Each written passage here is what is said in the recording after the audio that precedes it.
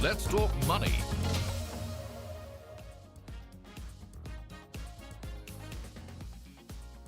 Welcome back. You're with us on Let's Talk Money, and this week we are discussing how we need to start off with our financial plan, review everything because the new fiscal is upon us. A lot of questions are coming in from our viewers as well. We have Abhi Bansal joining us on the phone line. Abhi, hi, welcome to the show. Tell us, how can we help you? I'm Abhi Bansal, and I'm currently investing about 2.5 lakhs a month in SIPs spread across small cap, large cap, Nifty 50, tax saving, tech and pharma fund. The percentage wise breakup is about 95% in equity and 5% in debt fund.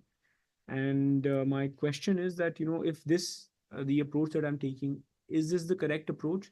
If I keep doing this for the next 30, 35 years, how much wealth am I looking at generating? Okay, Abhi, thank you very much for that. So that's substantial. I mean, investing compliments to you, really. 2.5 lakhs going across different mutual funds. But I think the question is also going to be what you said, asset allocation, right? 95% right now is going in all in equity. He's a young fellow. What would your advice be? So first of all, like you said, even I would like to congratulate him. That's a very decent amount to, put on a monthly basis. And if you're looking at anything between 10 to 15 years time horizon, if you want to plan it for your retirement, I think you're going to make a decent amount of wealth by the time you reach there. And I think you're also quite savvy in understanding which is the right route to go, because you've chosen the mutual fund route and it's a disciplined way of investing. Only thing like what Surabhi mentioned, I would like to reiterate on that is that 95% aggressive, long term is fine, 5% debt. But if you were to ask me if I were to put my money, it would be for that same thing. I would put it at around 75 to 80% in equity and yet give debt that cushion of 20 to 25% in my portfolio.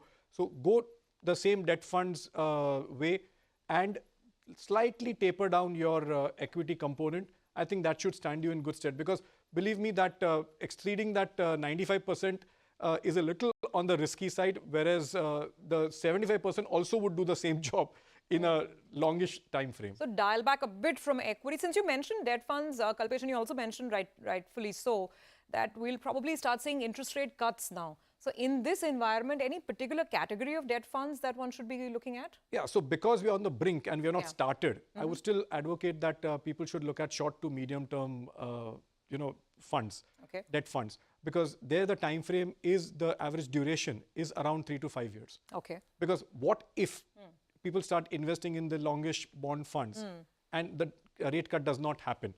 Because then it might take a hit. Okay. So I would always be on that brink.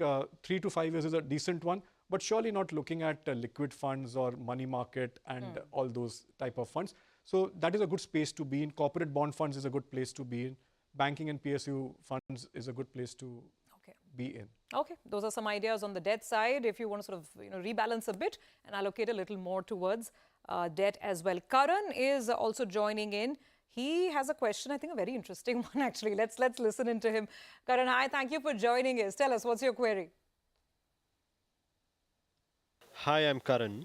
I want to undertake a long European vacation next year with a budget of approximately 2.5 lakh rupees. I can save around 20,000 a month for this trip. How can I meet this goal?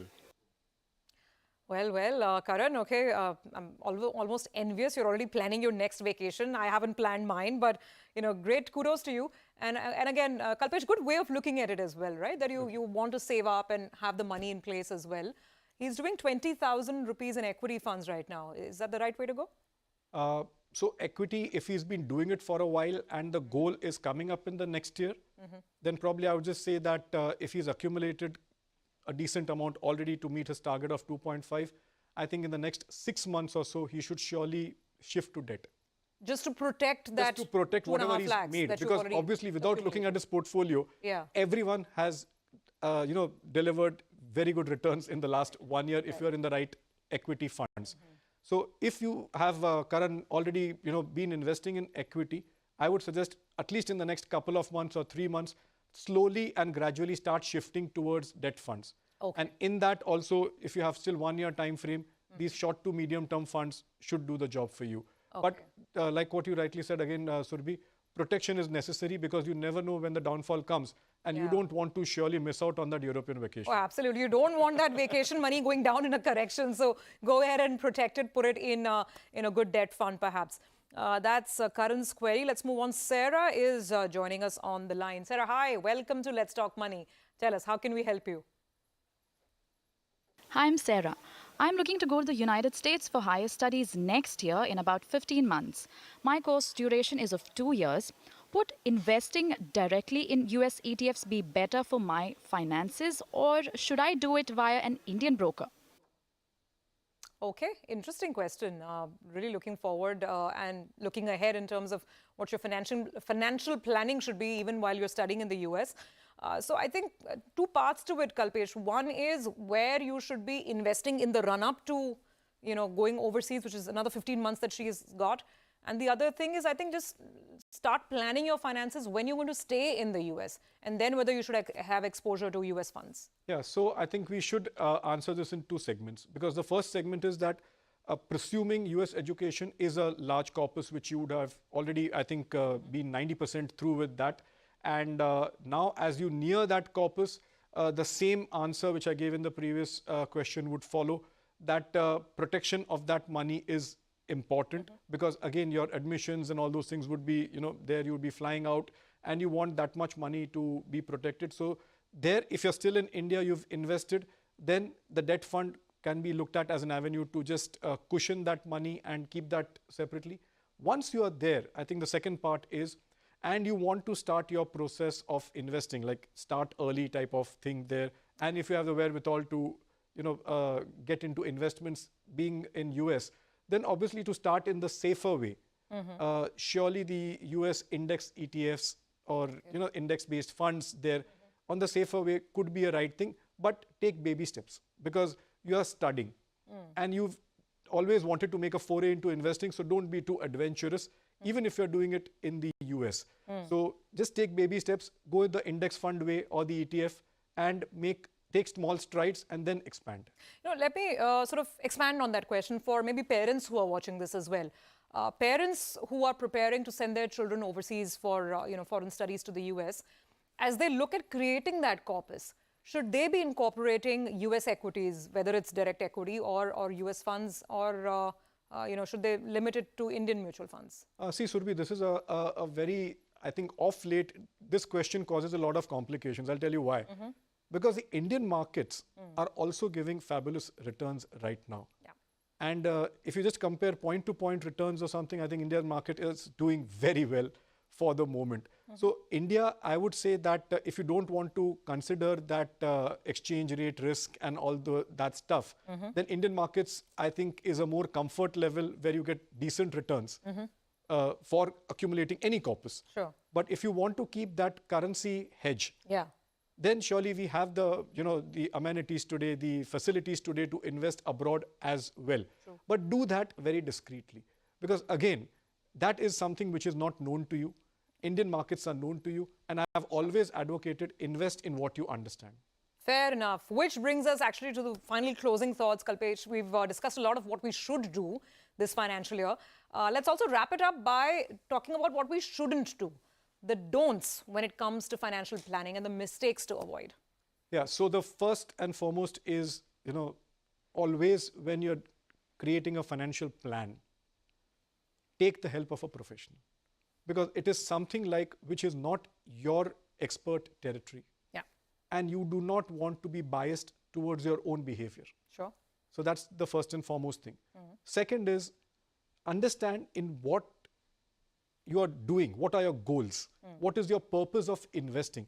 Because once a certain goal or a purpose is fixed in your mind, you will be focused.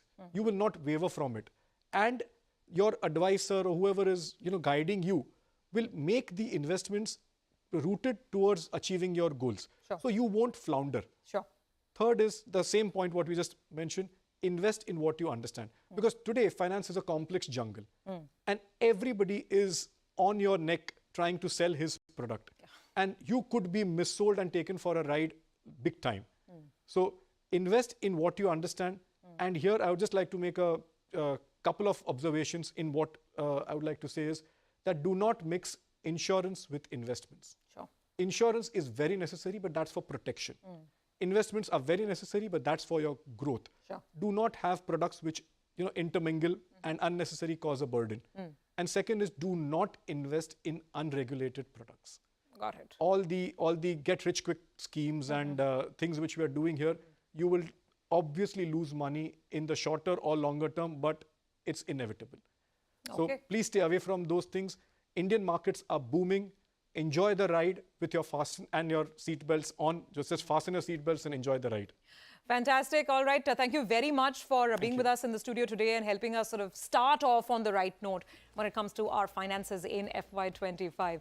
Well, with that, we are out of time on this edition of Let's Talk Money. But remember, you can keep reaching us on either our social media handles or our email ID, askcnbc-tv18@nw18.com. Send us your queries. We'll keep sending you the answers. See you on the show next week.